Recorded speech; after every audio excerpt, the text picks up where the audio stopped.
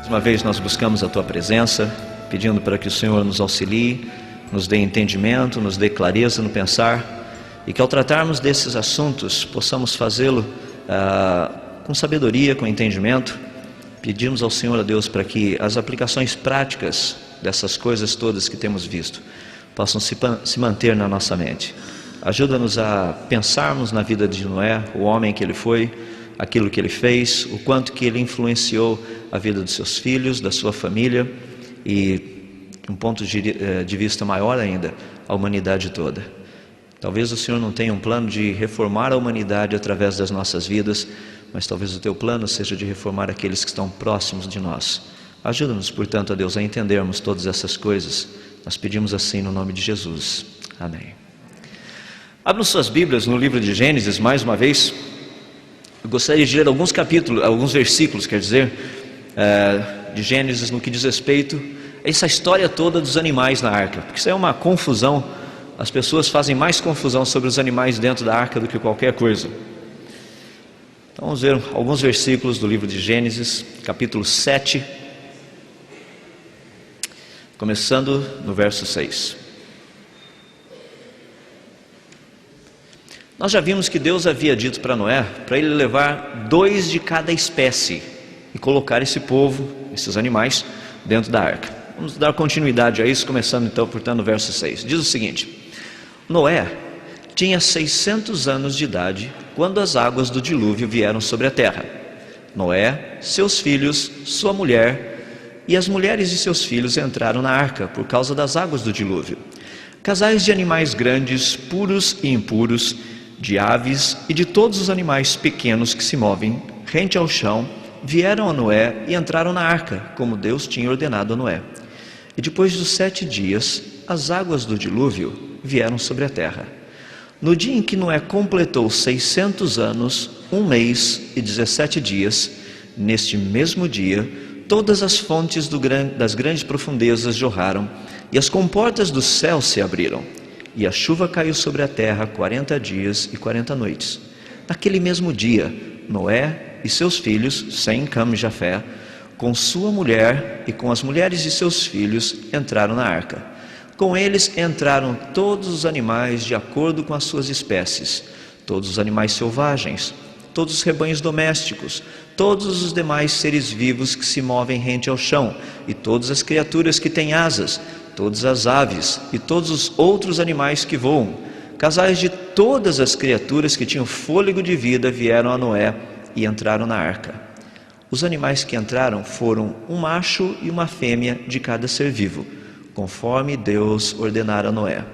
Então o Senhor fechou a porta.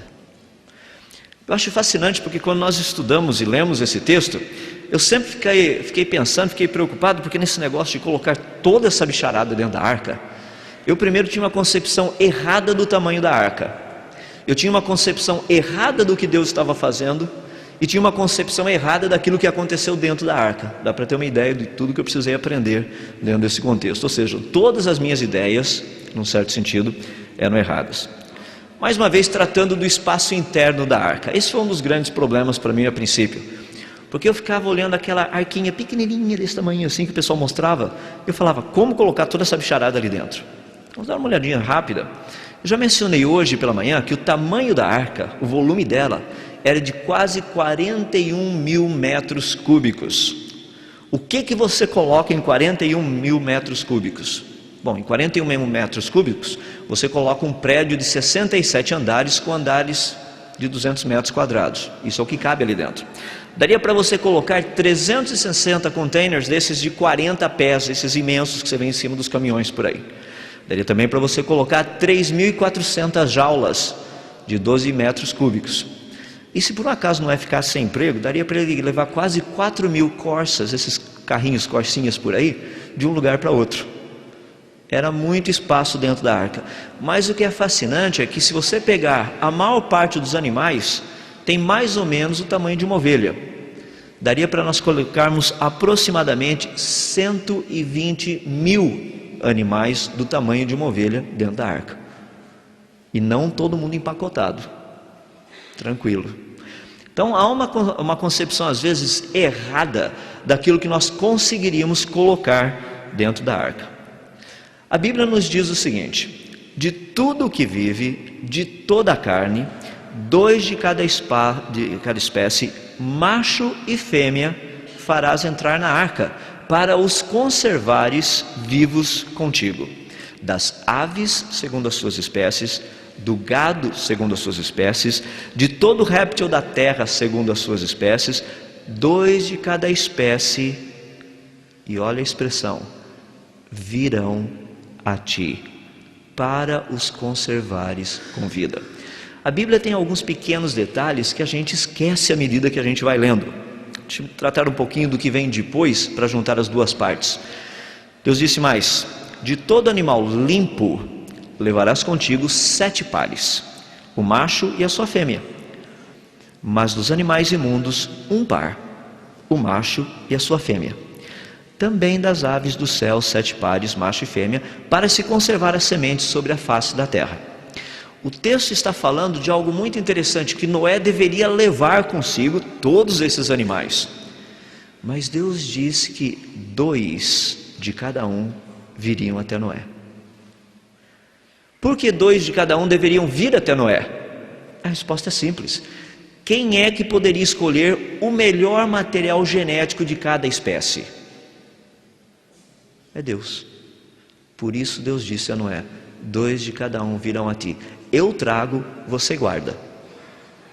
Noé não precisou sair caçando animais pela superfície do planeta, indo para baixo e para cima. Vocês viram um dromedário por aí? Eu estou precisando de um casal, você não tem nenhum para vender? Chega lá do outro lado, eu preciso de um casal de papagaios, você não tem papagaios para vender? Vai lá do outro lado do mundo e fala: olha, estou procurando 2 apatossauros, você não tem apatossauros aí para me vender? Vai andando para lá e para cá procurando 2 de cada um. Deus falou: não, isso é meu trabalho. Eu trago para você 2 de cada um, e tu os farás entrar na arca. Foi Deus quem escolheu o material genético. Foi Deus quem escolheu o que entraria na arca. E sabe o que é fascinante? Se a gente der uma extrapoladinha bem de leve nisso também, o que é fascinante é que Deus falou que entrariam na arca os filhos de Noé e as esposas deles, ou seja, cada um com a sua esposa. Eu fico pensando a importância de Deus ter escolhido com quem os filhos de Noé também iriam casar-se. Deus não escolheu só o material genético dos animais, Ele escolheu o material genético dos seres humanos também. Eu acho fascinante ver como Deus cuida até dos menores detalhes. Mas o texto fala de animais limpos e de animais impuros. Só para a gente ter uma ideia, os textos das Escrituras que tratam de animais limpos e impuros são alguns textos no livro de Levíticos, Deuteronômio. A gente precisa dar uma procuradinha por ali para ver. Por exemplo, Levíticos capítulo 11 fala dos animais limpos da terra. São eles os que têm unhas fendidas, os que têm casco que se divide em 2, e os que ruminam. Esses são os limpos. Das águas, os que têm barbatanas e os que têm escamas. Dos que voam, subtraídas que são imundas. Isso é fácil porque tem uma lista bem grande lá, então é só pegar aquele pessoal, o que não for aquilo serve. E dos insetos, os que voam, os que têm 4 pernas, as traseiras são mais compridas. Inclusive a Bíblia trata desses detalhes todos. E se nós olharmos dos imundos? Bom, os imundos têm uma lista bem grande também. Os da terra seriam quais? Os que têm unha fendida, mas o casco não se divide em 2. Todos quadrúpedes que andam na planta dos pés. E os da água? Os que não têm barbatanas nem escamas. Dos que voam, daí é que vem a lista. Tinha águia, tinha o quebrantoso, águia marinha, milhano, falcão, corvo, avestruz, coruja, gaivota, gavião, mocho, corvo marinho, ibis, gralha, pelicano, abutre, cegonha, garça, polpa e morcego também. Essa turminha toda que estava ali. Agora você fala: peraí, então desses daqui é só para levar um casal. Dos outros são 7. Poxa vida, já não tinha espaço para toda essa molecada, agora tem que levar 7 dos outros. Deus tem um plano e Deus tem um propósito a nível de procriação de todo esse negócio depois. O que Deus está interessado é fazer um trabalho específico. Por isso que Deus entra em grandes detalhes, em muitos detalhes.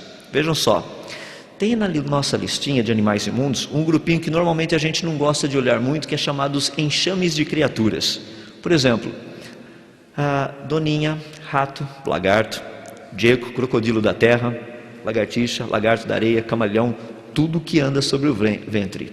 Também dos insetos, todos que voam e têm 4 pés, tem que voar e ter 4 pés, ou todos que têm muitos pés. Toda essa lista faz parte de um contexto de animais que nós conhecemos hoje, muitos deles. O que é fascinante na lista toda que a gente vê aí, é que Deus fala para Noé que 2 de cada espécie viriam até ele. Isso é um problema sério.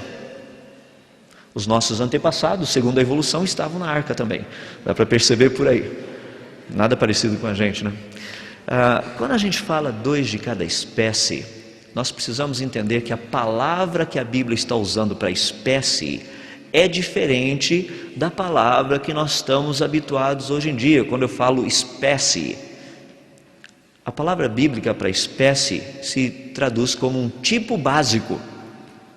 Ou seja, não precisaria levar uma grande variedade. Você poderia ter uma pequena variedade. Porque hoje, quando nós tratamos de espécie, vem uma tremenda variedade na nossa mente. Por exemplo, variedade de cães, tem toneladas de cães, raças. A Bíblia está tratando de tipos básicos.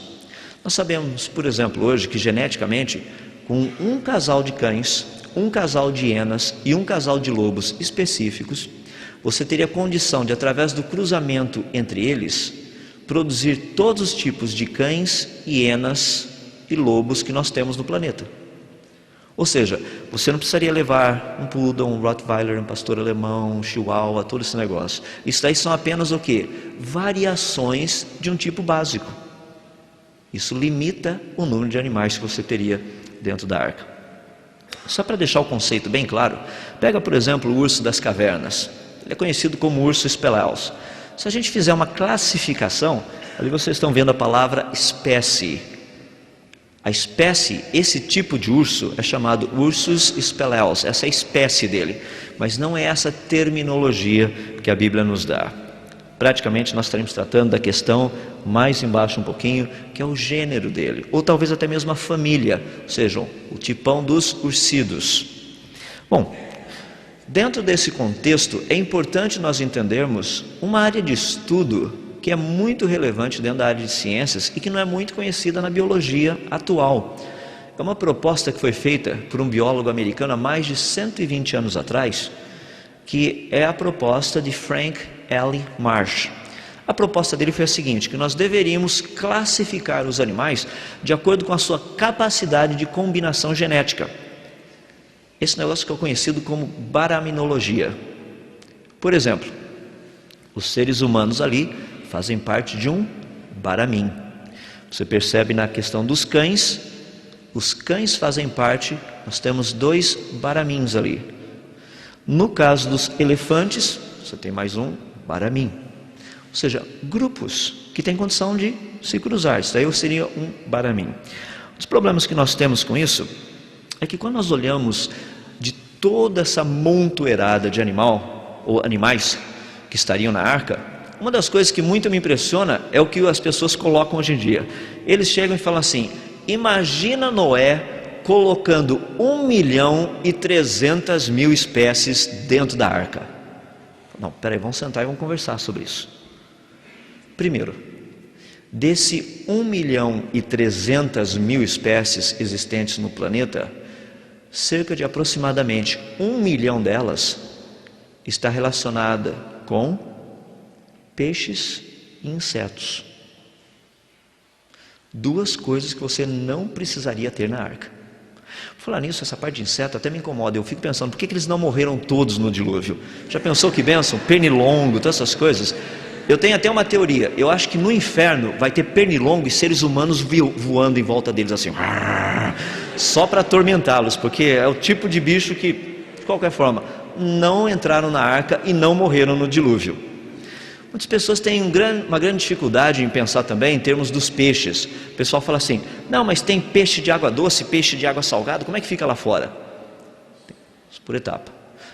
É verdade, o dilúvio foi uma área muito interessante, causou todo esse problema. Peixes de água doce, peixe de água salgada. Então segura as pontinhas, nós vamos chegar nos peixes e dar uma olhadinha como é que ficou essa bicharada aí. Dos animais da terra, que Deus mandou entrar eram 2 de cada, incluindo 7 pares dos limpos. A quantidade era muito grande, dá para a gente ter uma ideia. Uma das perguntas que sempre as pessoas fazem para mim é o seguinte: já imaginou Noé tentando colocar toda essa bicharada dentro da arca, e daqui a pouco vem um dos filhos correndo atrás e fala: pai, escapou o papagaio, e vai todo mundo correndo atrás do papagaio, e pega o papagaio, traz o papagaio de volta, e coloca o leão. Daqui a pouco chega um dos filhos lá e fala: pai, está com um pequeno probleminha lá, o leão está reclamando de fome, entende? A jaula do leão está do lado da jaula da ovelhinha, então está tendo um problema sério por ali. As pessoas tentam às vezes olhar a coisa de um ponto de vista que foge à realidade. Deus mandou colocar 2 de cada um deles. É interessante que Deus disse dos que têm fôlego de vida. A ideia de fôlego de vida é principalmente fôlego de vida nas suas narinas. Ou seja, eles respiram como a gente respira.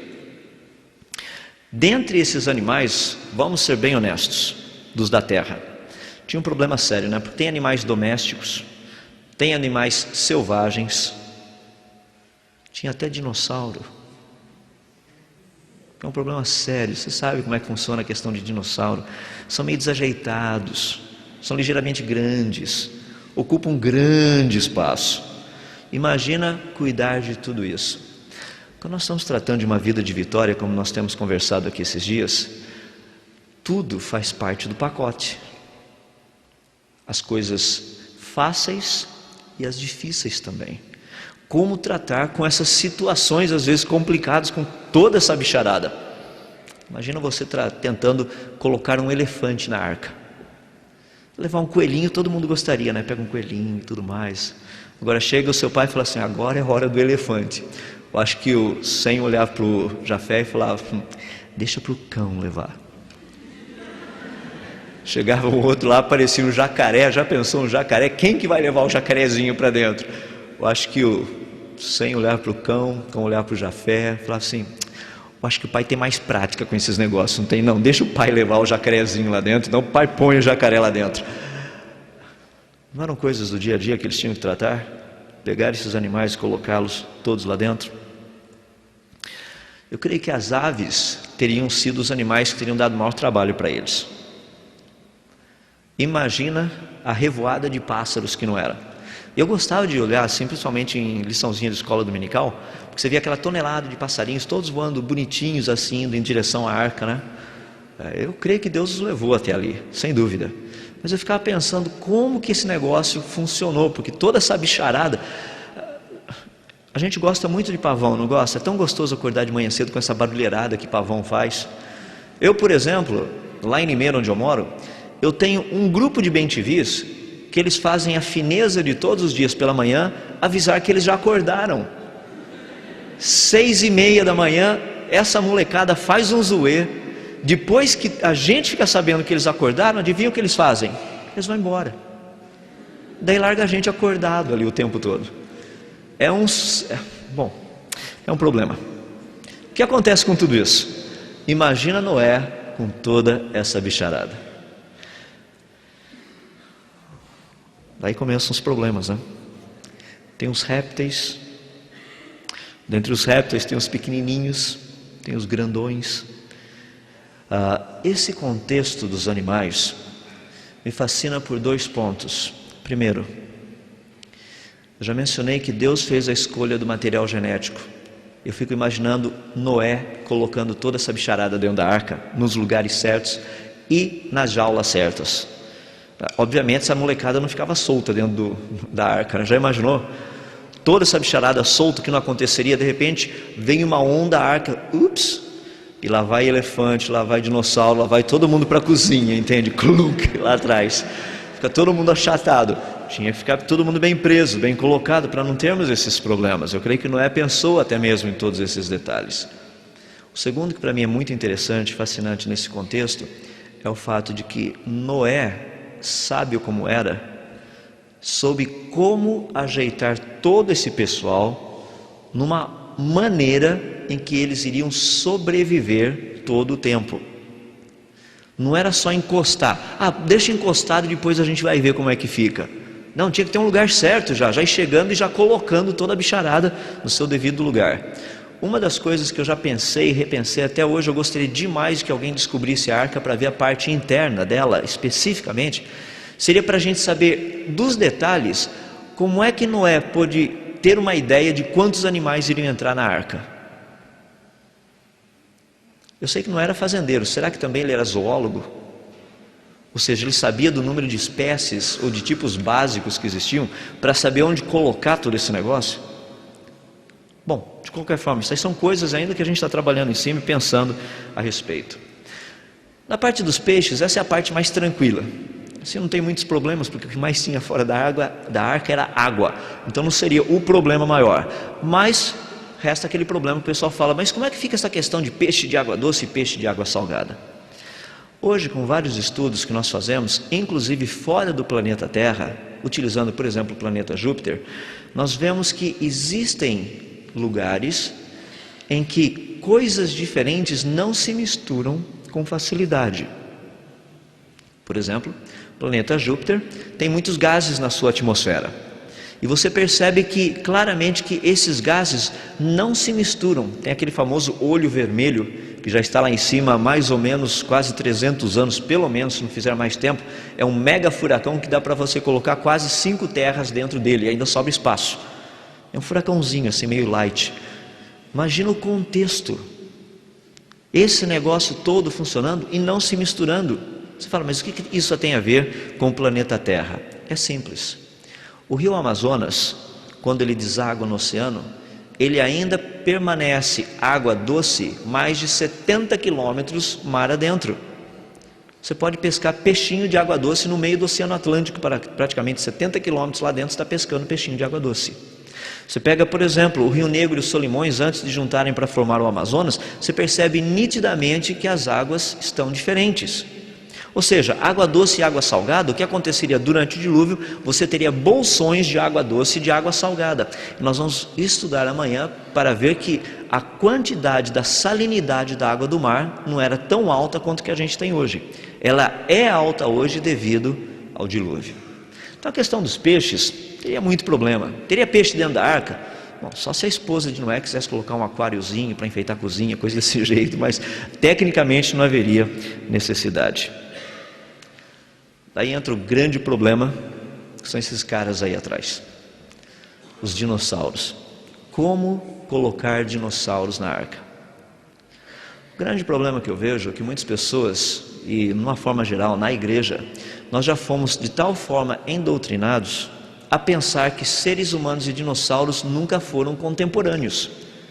E quando Deus fala para Noé que 2 de cada um entraria, 2 de cada espécie, obviamente Deus também está falando dessa turma aí de trás, dos dinossauros. O grande problema que as pessoas têm é como colocar todos esses animais na arca, incluindo os dinossauros. Daí a nossa pergunta: Noé teria colocado animais adultos ou filhotes? A resposta é simples: filhotes. Por quê? Porque é assim que a gente tem o hábito de transportar animais, por exemplo, da África para o zoológico. A gente leva animais pequenos, muito mais fácil para adaptação. Imagina Noé chegando para um dos filhos dele falando assim, ó, pega aquele Tyrannosaurus Rex. O Sem dá uma olhadinha para o cão e fala, isso daí é trabalho para o Jafé. E vai lá o Jafé fala, tá bom, eu pego, onde é que está o pecinha?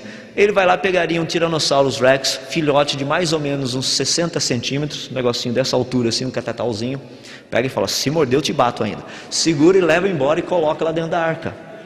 Um macho e uma fêmea.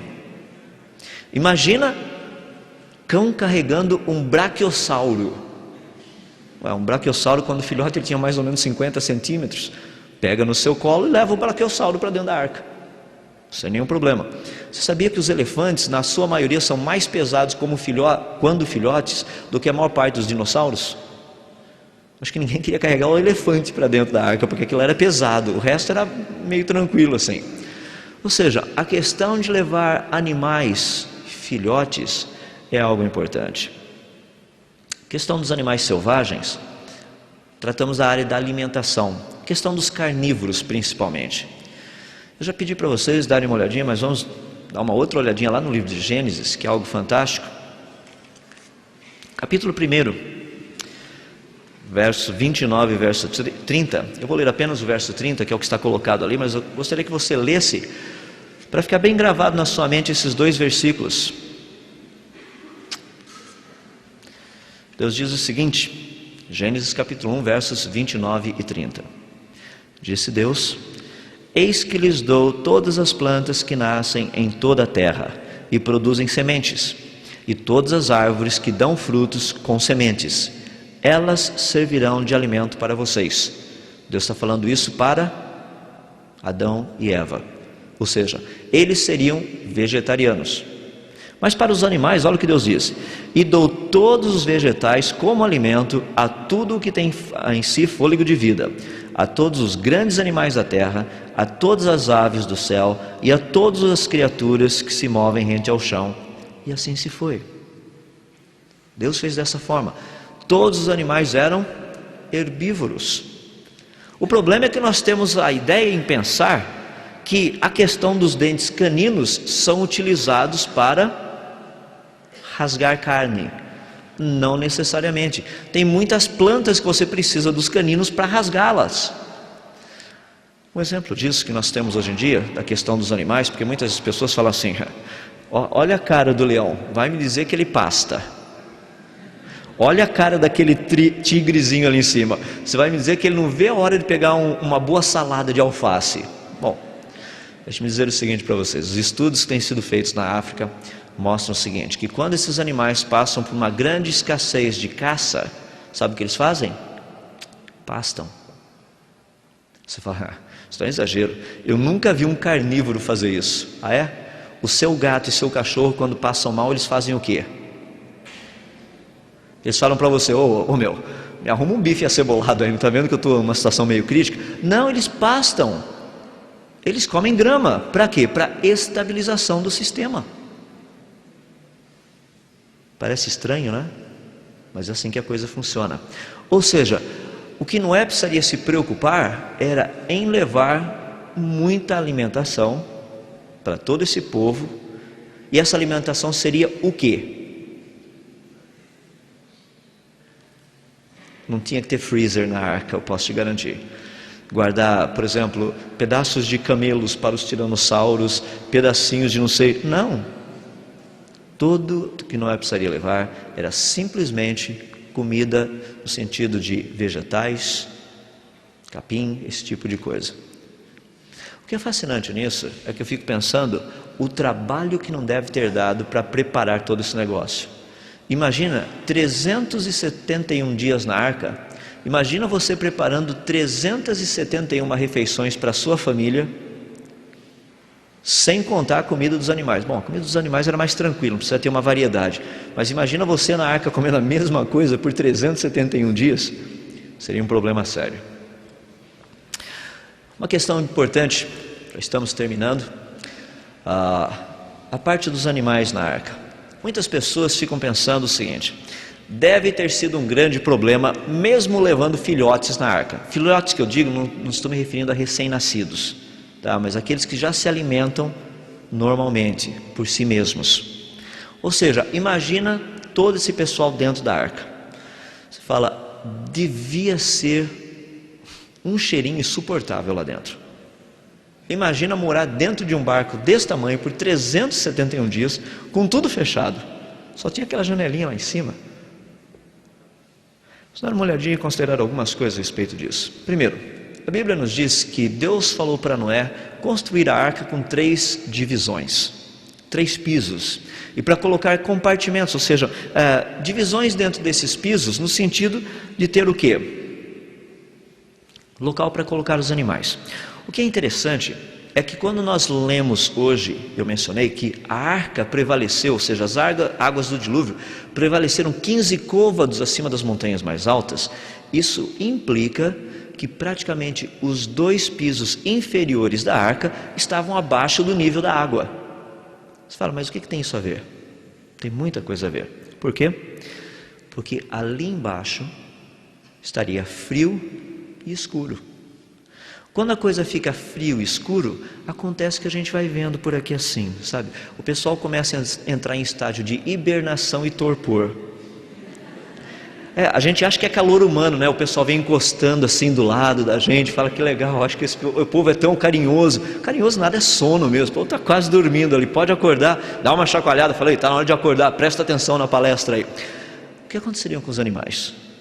Animais com uma temperatura fria, do local escuro, dentro dos animais que nós conhecemos, animais da terra, praticamente eles passariam por estágios de hibernação. As aves geralmente por estágios de torpor. O que é interessante dentro da área de hibernação, que os estudos feitos em animais, é que eles têm condição de hibernar por 18 meses. Esse povo ficou na arca apenas 13. Tinha mais 5 meses para a continuidade da coisa. E na hibernação é fantástico. Você pega, por exemplo, um urso. O batimento cardíaco de um urso é em média de 30 a 50 batidas cardíacas por minuto. Então ele bate tum, tum, tum. Quando o negócio está hibernando, o batimento cardíaco cai de 3 a 5 batidas por minuto. Já pensou? Tum.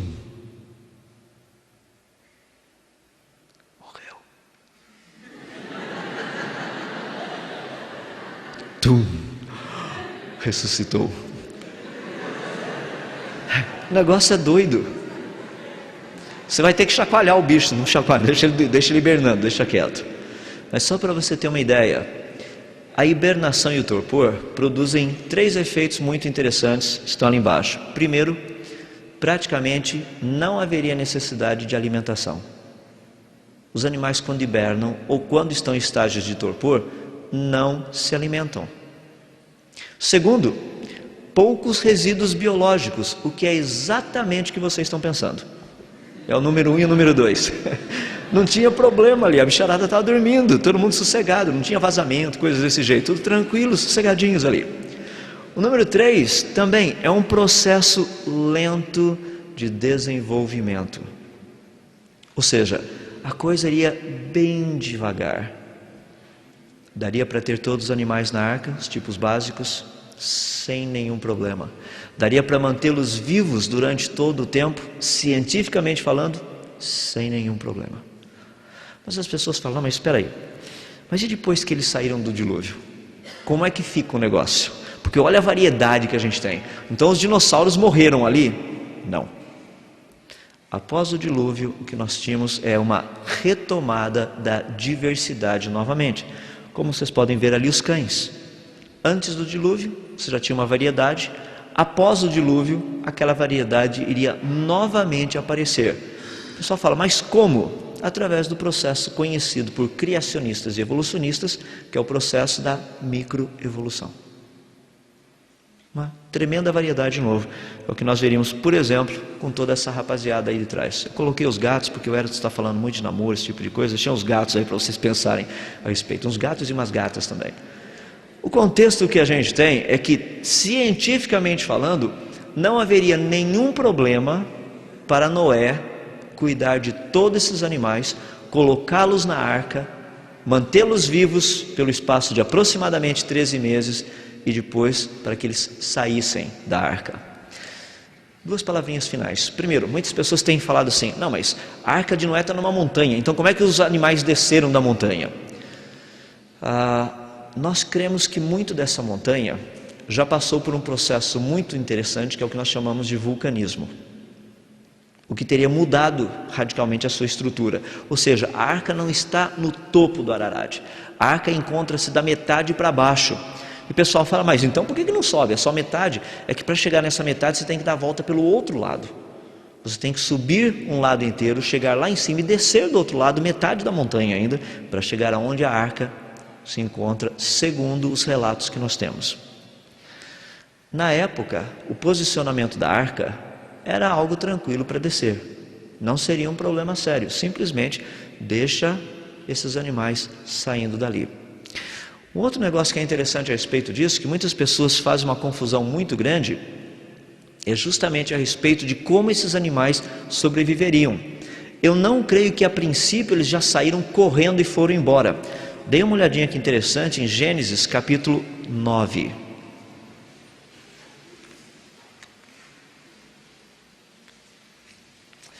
Deus fala algo muito interessante ali com Noé.